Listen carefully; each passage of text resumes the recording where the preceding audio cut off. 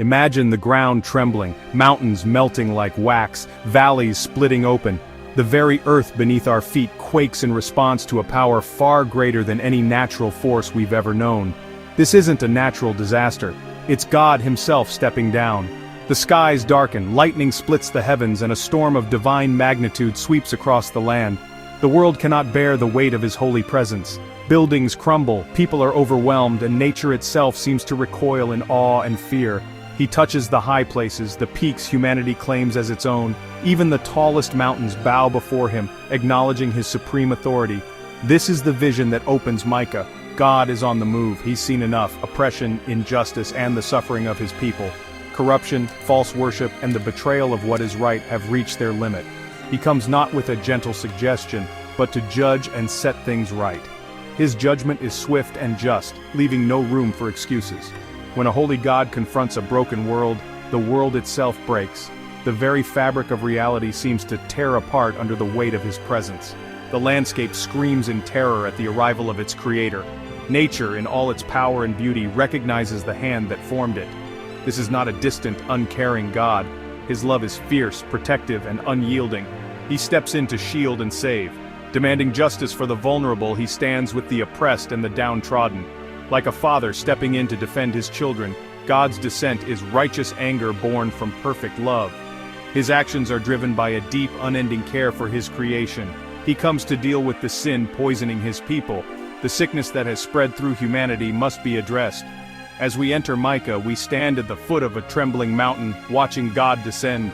The air is thick with anticipation and reverence. The air is thick with His glory and judgment, a moment of reckoning. All excuses fall away. Every hidden sin is exposed. Every hidden sin is exposed. Nothing can remain hidden in the light of His presence. It's a scary thought, but a necessary one. Confronting our flaws is the first step towards true healing. Before healing, the wound must be exposed. Only then can true restoration begin. Before rebuilding, the rotten foundation must be torn out. The old must be removed to make way for the new. God is coming down, and nothing will ever be the same. His arrival marks the beginning of a new era. This is not a gentle story with a simple moral. It's a profound call to face the reality of God's holiness. It's a call to face the reality of God's holiness. To understand that His standards are far beyond our own. The world's strength melts away before Him. All that we thought was strong and unbreakable is shown to be fragile. Only what is built on God will remain. His foundation is the only one that can withstand the storm. Are we ready to stand in His presence, to face the truth of who we are and who He is? The vision is terrifying, but it's also the beginning of hope. From the ashes, new life will emerge. Sometimes the only way forward is through the fire. It purifies and strengthens, preparing us for what's to come. God steps down and the world is forever changed. His presence transforms everything, bringing both judgment and the promise of renewal. Who was Micah? A question that takes us back to ancient times. Not a king or priest, but a humble countryman from the small village of Morsheth, a place far removed from the grandeur of Jerusalem. He lived among farmers and shepherds, far from the halls of power, deeply connected to the land and its people. God chose an outsider to speak truth to insiders, a voice from the margins to challenge the center. Micah prophesied during a time of political chaos and moral decay, when the very fabric of society seemed to be unraveling. The Assyrian Empire threatened, casting a long shadow, but leaders turned to idols and alliances, not God, seeking security in all the wrong places. Micah saw injustice firsthand, the rich cheating the poor, judges taking bribes, and religious leaders remaining silent in the face of corruption. His message came from personal pain, not academic study. It was a cry from the heart, born out of real-life struggles. He felt the sting of injustice as if it were his own, empathizing deeply with the suffering of His people. God chose a man whose voice rang with authenticity and compassion, a voice that could not be ignored. Micah spoke of God's anger because he was angered by sin. His words were a reflection of divine justice. He spoke of God's love because he lived among the poor, experiencing their struggles and sharing in their hopes. He reminds us, God chooses unlikely people from unlikely places, turning the ordinary into the extraordinary. What matters is a willing heart, not a fancy title. It's the spirit of the person that counts. Micah, the country prophet, was the perfect messenger for this world-shaking truth, a beacon of hope and a voice of reason in turbulent times. Micah paints a stunning picture. He describes the Lord descending from his holy place, stepping down from the heights of heaven to rule the earth with authority and justice. It's a moment of awe and trembling, as the divine presence breaks into the ordinary world. This is a divine invasion, God himself stepping onto the stage of human history, not as a distant observer, but as an active judge and restorer. The high places he treads are not just mountains, but the proud centers of idolatry, human arrogance, and false security, places where people have turned away from him. God crushes these symbols, shattering the idols and reclaiming what rightfully belongs to him alone. Mountains melt, valleys split, creation itself unravels before his holiness, as if the very earth cannot withstand his glory. The strongest things we know, walls, iron, even ancient trees, dissolve in his presence, powerless before the Creator. This is total deconstruction. Sin has cosmic consequences that ripple through every part of creation. Humanity's rebellion throws the world into chaos, disorder, and confusion. Our choices echo far beyond ourselves. But God's judgment isn't just punishment, it's also the beginning of restoration, a chance for renewal and hope. He comes to undo the damage, to remake the world, to bring life where there was once only ruin. This vision is a wake-up call. God is not far away or indifferent, he is near, and he cares deeply about what happens here. Our choices matter. There will be a day of reckoning, a moment when all is brought to light. All we trust in, our strength, our institutions, our pride, will melt away like wax before the fire of his truth. Only what's built on God will remain, standing firm when everything else falls. What are the high places in our lives, the things we trust, love, or pursue above all else? When God comes, those are the first to fall, exposed for what they truly are. The vision is terrifying, but it's also the start of renewal, a promise that God will not leave the world broken. Will we let God tear down our idols so that something new and beautiful can rise in their place? What provoked God's dramatic response? Micah names the capitals, Samaria and Jerusalem. Sin flowed from the heart of the nations, idolatry and injustice. The people worshipped false gods, blending forbidden rituals with God's commands. They wanted a God they could control, one who made no moral demands. Idolatry spilled into the streets, leading to oppression and exploitation. Leaders devised evil, seized land, drove women from homes, stole children's inheritance. Love for money replaced love for God and neighbor. When worship is corrupt, ethics follow. God saw false worship and injustice as two sides of the same coin. Both were a rejection of his rule.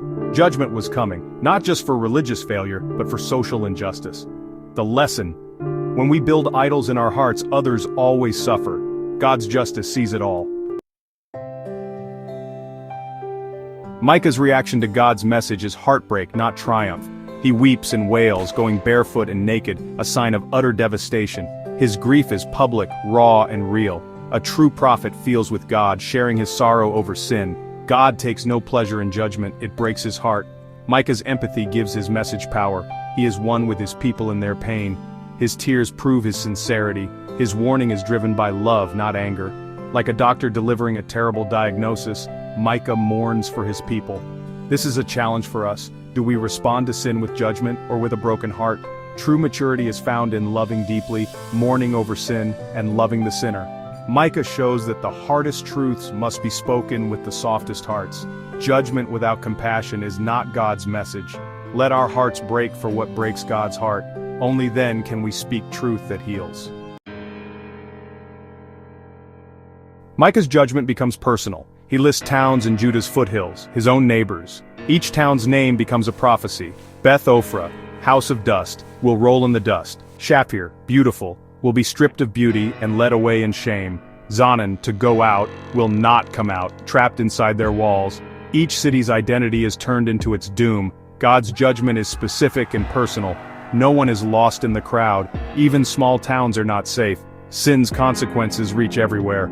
Corruption in the capital poisons the whole land. There is no escaping it. The prophet's march through these towns is a somber warning. Sin has consequences no matter where you live. God sees every community, every individual. Judgment sweeps through the land. No one is immune. As Micah lists condemned towns, panic grows. Maroth, bitterness, writhes in pain, waiting for relief, but disaster comes instead. Evil returns to its source, Jerusalem's gate. Lachish, a fortified city, is told to flee, not fight. Lachish was a gateway for idolatry. Now it's a gateway for destruction. Akzib, deceit, will betray the king's hope. Israel's glory will hide in a cave, humiliation and loss. The nation is told to shave its head in mourning.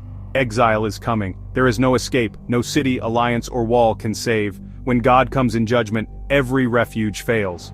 The only response is repentance and a plea for mercy. The warning is severe because the danger is real. Micah's message isn't ancient history, it's for us today. The names have changed, but the sins remain: injustice, exploitation, idolatry. We build high places in our hearts, worshiping money, success, comfort, technology. Our idols are just as real, and they lead to a society that devalues life and ignores God. God's heart still breaks for the oppressed. His anger still burns against injustice. He holds nations and individuals accountable for how they treat the vulnerable. He sees secret corruption and hears the cries of the poor. The vision of melting mountains reminds us all human power is temporary. Our empires and economies are fragile.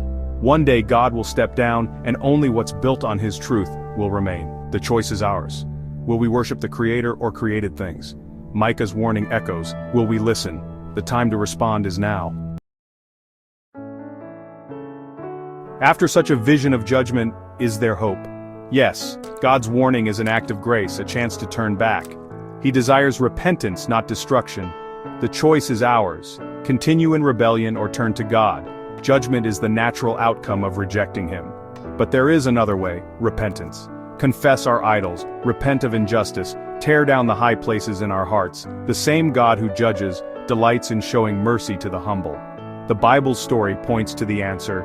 God came down as Jesus. He confronted corruption, lived righteously, and took judgment upon Himself on the cross. He offers grace to all who turn to Him. The invitation: turn from sin, accept His sacrifice, let Him be your Lord. The day is coming when He will return. Will we meet Him as Judge or Savior? The sins of Samaria and Jerusalem are laid bare, and the mountains tremble at the sound of God's judgment. This is a wake-up call, not only for Israel of old but for us today. The sins of a nation cry out loudly, but God will not remain silent forever. Now is the time to return, to repent, and to seek His face while there is still mercy. Don't miss Micah. Chapter 2. Keep walking this journey of faith with us as God continues to reveal both His justice and His redeeming love.